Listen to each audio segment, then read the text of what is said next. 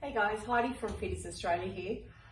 Look, today I want to show you a couple of our products in play on one piece. So I've made this little shelving unit, nothing fancy, just for my workshop. So what I'm going to do, I've made the legs out of pine.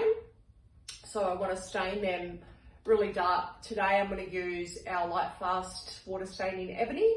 And the shelves and the back here, I have used some floorboards that was given to me from a job where they had too much left over and didn't want timber, so I said, hey, I'll take it.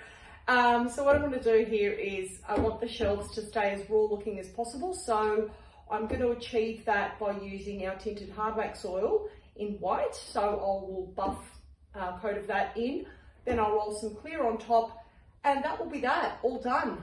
So I'll get cracking and you guys let me know what you think about it at the end. Thanks.